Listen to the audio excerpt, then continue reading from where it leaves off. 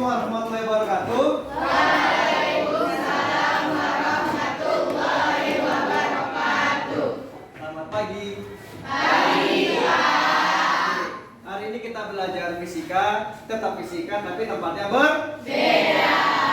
Sudah pernah ke lab? Sudah. Ngapain? Bimbingan. Praktikum sudah pernah? Alhamdulillah hari ini untuk memperdalam ilmu fisika di bidang gaya Newton kita bisa praktikum. Oke.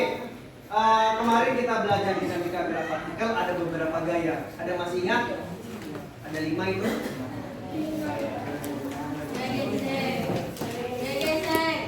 Gaya gesek, gaya berat, gaya normal. Oke. Siapa yang tidak ada hari ini? Hadir semua? Alhamdulillah. Habib, Poin Nisa, Marwan, Aulia, Maulida, apa ya? Arwah, Maulida, Meliani, Mat, Kamal, Nabila, dan seterusnya. Ada semua kan? Oke. Tujuan pembelajaran hari ini yang pertama menyelidiki hubungan gaya normal dan gaya gesek statisma. Yang kedua menyelidiki penurunan rumus gaya gesek statisma. Yang ketiga mengukur koefisien gesek statis permukaan meja dengan kertas Sudah dibeli tadi amplasnya? Alhamdulillah. Nah, sebelum kita mulai praktikum, maka kita ada pretest untuk mengetahui kemampuan dasar kalian tentang gaya gesek. Silahkan dikerjakan satu-satu. 5 menit.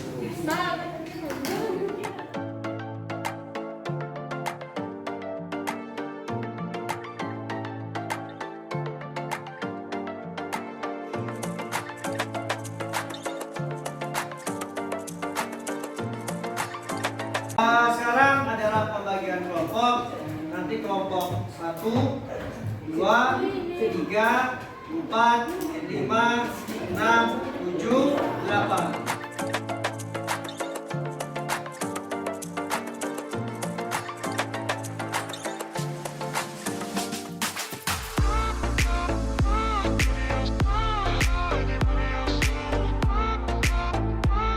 Baik, sebelum memulai praktikum pembelajaran, semua silakan berdiri.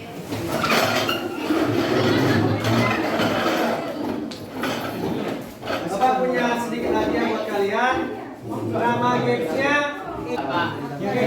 bisa kita mulai?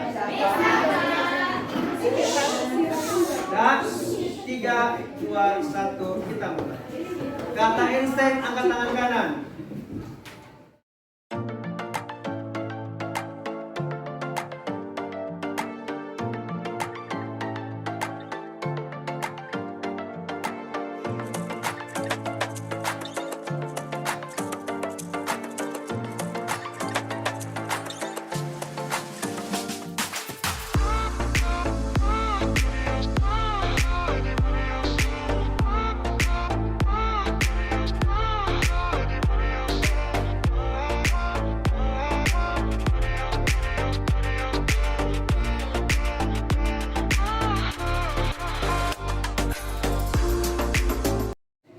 Kita sempat menyinggung tentang gaya. Ada namanya gaya gesek. Ingat, gaya gesek arahnya selalu berlawanan dengan gaya tarik, gaya dorong. Kalau gaya tariknya ke kanan, maka gaya geseknya ke kiri. Oke. Nah, ingat 3 catatan penting. Kalau gaya geseknya lebih besar daripada gaya tarik, maka benda akan diam. Kalau gaya geseknya lebih kecil daripada gaya tarik, maka dia benda bergerak. Jika gaya geseknya sama dengan gaya tariknya, maka benda tepat akan bergerak. Tahu maksudnya kan? Kalau besar gaya tarikanmu, gaya geseknya kecil, benda akan tertarik. Kalau gaya geseknya besar, gaya tarikmu kecil, benda berpindah tidak? Tidak. Nah, manfaat gaya gesek dalam kehidupan sehari-hari, ada yang tahu? Berjalan. Apa lagi? Kendaraan apa lagi? Ada tidak di bumi ini permukaan yang paling licin sempurna? Tidak. Gaya gesek itu terjadi karena ada gaya gesekan benda dengan permukaan. Nah, gaya gesek ini ada yang menguntungkan, ada yang merugikan. Kalau menguntungkan apa contohnya? 1. Jika gaya geseknya kecil atau permukaannya lebih halus, maka kalau kita menarik sebuah benda lebih mudah. Kalau dia semakin kasar lebih sulit.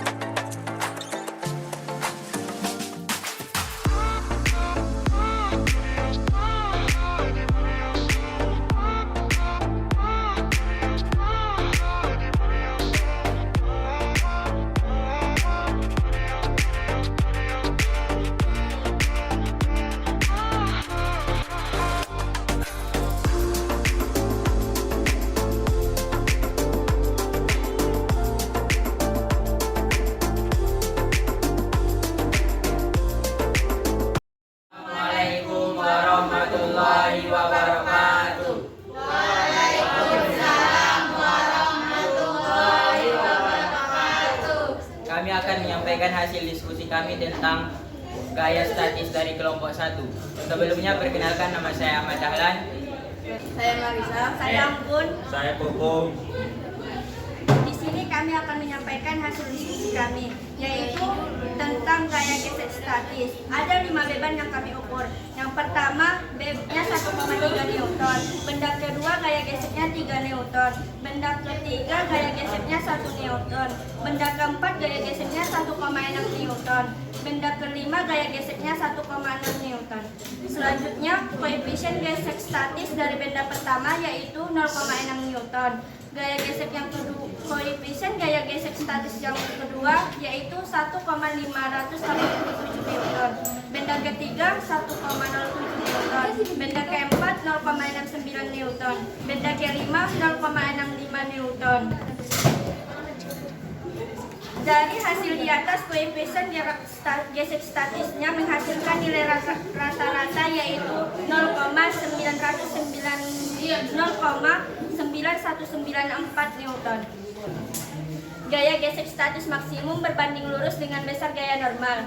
Yang kedua, koefisien gesekan statik dapat ditentukan dengan menggunakan persamaan μs sama dengan Fs per N. Yang ketiga, besar kecilnya nilai koefisien gesekan statik itu dipengaruhi oleh gaya gesekan statik, gaya dan gaya normal.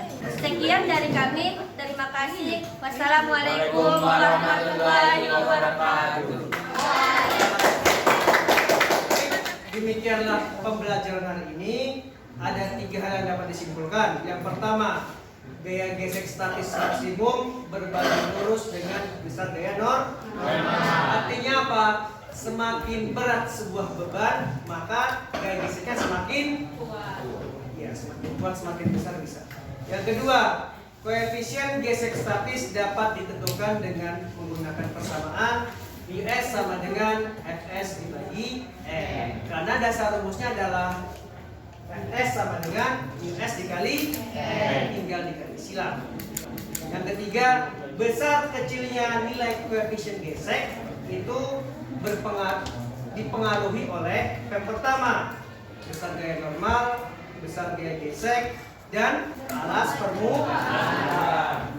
Jadi semakin kasar alas permukaan, maka semakin besar gaya gesek yang dibutuhkan. Semakin halus sudah permukaan, maka semakin kecil gaya gesek yang dibutuhkan. Oke, sekian, sampai jumpa besok hari. Les keberapa? Demikian, assalamualaikum warahmatullahi wabarakatuh.